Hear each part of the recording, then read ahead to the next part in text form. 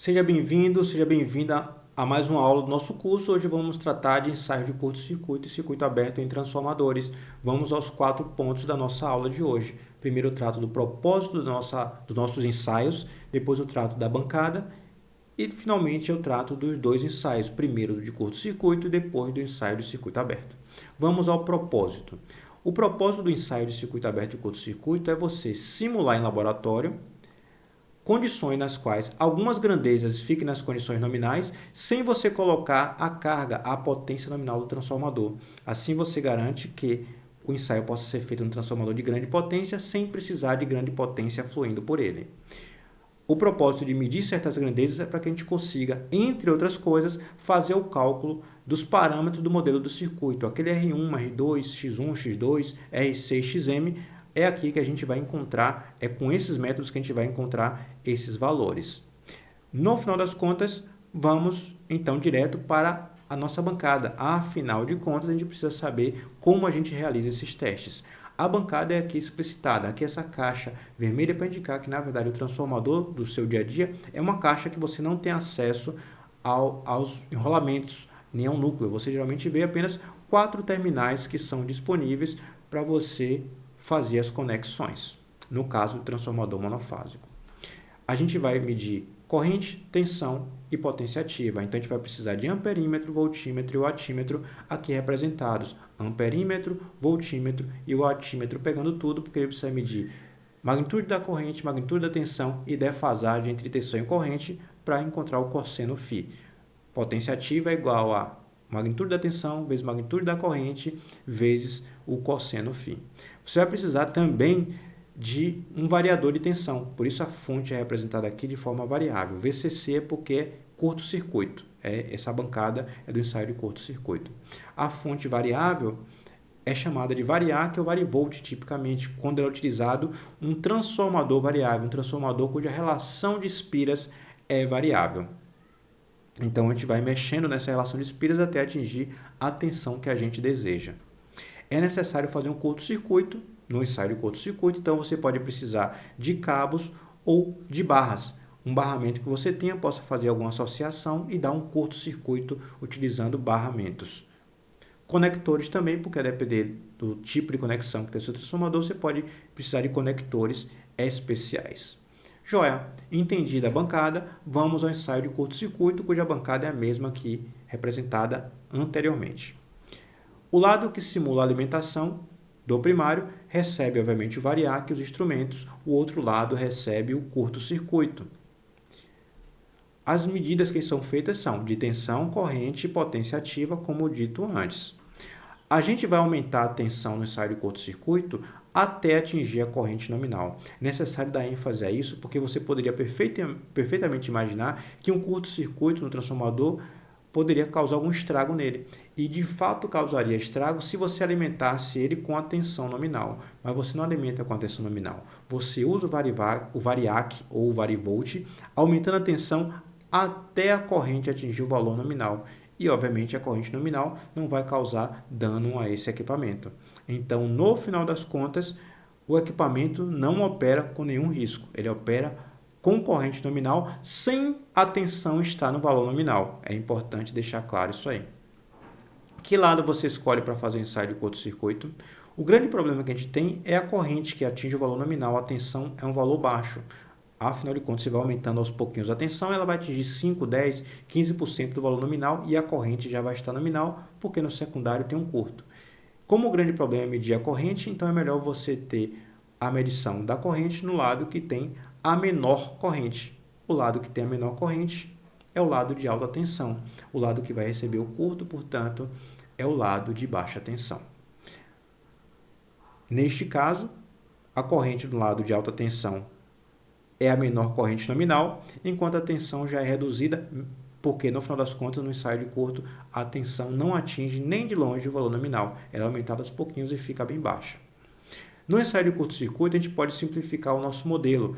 O modelo no ensaio de curto-circuito é um modelo no qual a gente deve levar em consideração que as correntes são nominais. Ou seja, essa corrente aqui, essa corrente I2', ela tem uma forte componente de carga, né? Ou melhor, ela é o componente de carga. Então, I1 se divide em duas partes. Uma para o ramo em derivação, que é a corrente que cria campo magnético, e a outra que é a componente de carga. Um bom transformador, um transformador de grande porte, de grande potência, feito com materiais nobres no núcleo, ele vai ter uma corrente de excitação muito baixa. Então, a gente pode simplificar e eliminar da representação os itens que se referem ao núcleo. E, no final das contas, quando a gente eliminar esses itens, a gente vai ter somente os itens em série. Quando a gente pega essa resistência R2 e transfere para o primário, a gente tem R2'. R1 mais R2', a gente chama de R equivalente. X2 vai para o primário, chama-se X2'. Soma com X1, a gente chama de X equivalente e transfere também o curto-circuito para o primário. Ele está aqui mostrado na figura aqui riscada. Joia? Entendido isso aí, a gente pode perfeitamente dizer que o modelo pode ser representado de forma aproximada apenas pelo trecho série, feito aqui e explicado já por mim. As resistências em série representam as perdas nos enrolamentos, a gente já sabe disso. Então, no final das contas, a potência ativa medida vai ser exclusivamente a potência ativa nas perdas do núcleo. Não existe outro elemento resistivo aqui que represente mais nada. Então, toda a potência ativa medida é a potência perdida por efeito Joule nos enrolamentos do primário e secundário, aqui representados numa resistência só, já que a resistência do secundário foi transferida para o primário. A gente pode perfeitamente dizer que nesse ensaio, pelo fato da gente ter colocado a corrente nominal, sem o transformador estar na condição nominal, a gente conseguiu medir as perdas nominais. Então, os parâmetros que a gente encontrar aqui são os parâmetros na condição nominal. Mas note, o transformador não ficou na condição nominal, porque somente a corrente estava no valor nominal. A tensão estava bem baixa. Entendido isso, a gente pode fazer o cálculo dos parâmetros. Afinal de contas, a gente pode encontrar o módulo da impedância equivalente, que a gente chama também de impedância de curto-circuito, dividindo a tensão medida pela corrente medida. A gente pode também encontrar o valor da resistência. Afinal de contas, se a gente tem a potência ativa, potência igual a R ao quadrado, a gente pode pegar e isolar o R e, no final das contas, a gente encontra o valor da resistência. E, usando as relações trigonométricas clássicas, a gente encontra também o valor da reatância.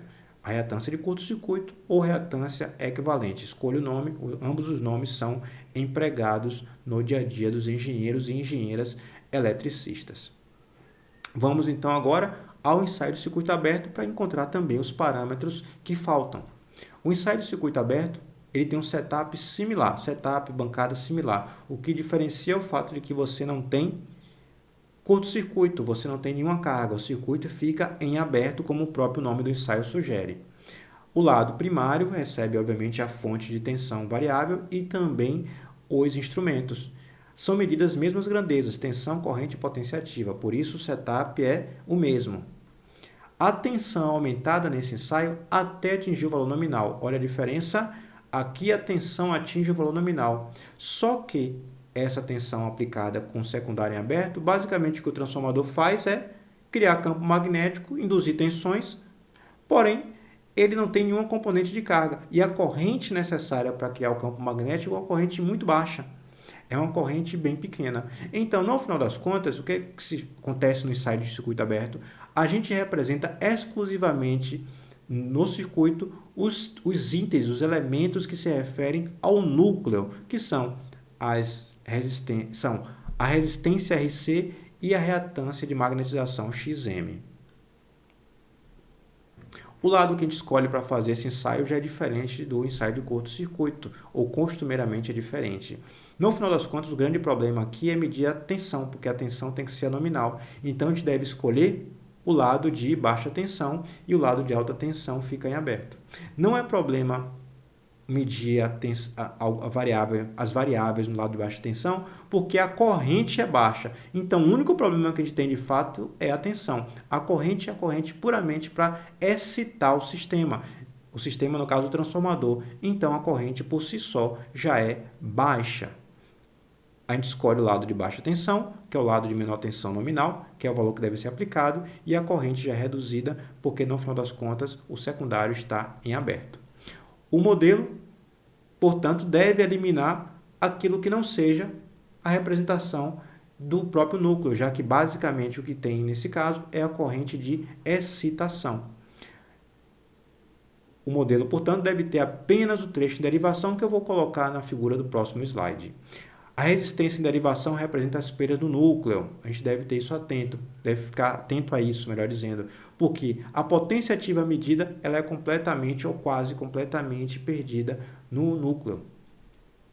Então, a gente pode dizer perfeitamente que as perdas do núcleo foram obtidas para condições nominais, afinal de contas a tensão aplicada era nominal e, portanto, o fluxo vai ser nominal, sem você colocar o transformador na condição nominal, ou melhor, na potência nominal. Você só coloca o fluxo na condição nominal, mas não coloca a potência nominal do transformador, vide que não temos nem mesmo carga no secundário.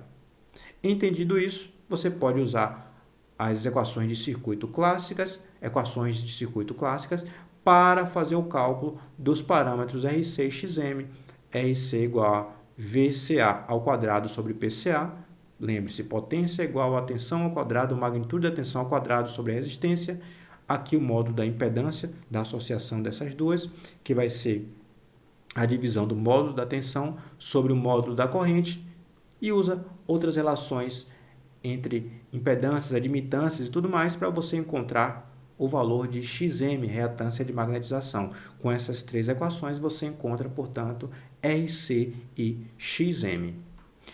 Algumas observações. Você vai encontrar a impedância equivalente no lado de alta tensão. Então, caso você precise usar essa impedância no lado de baixa, basta você usar a reflexão de impedância. Não é problema ou não deve ser problema para você fazer a reflexão da impedância para utilizar no lado de baixa, caso você assim queira. Outra coisa importante é, se você precisar do modelo completo do transformador, você vai precisar de R1 e R2', e de X1 e X2'. Precisa separar esses elementos e não somente usar o R equivalente e o X equivalente.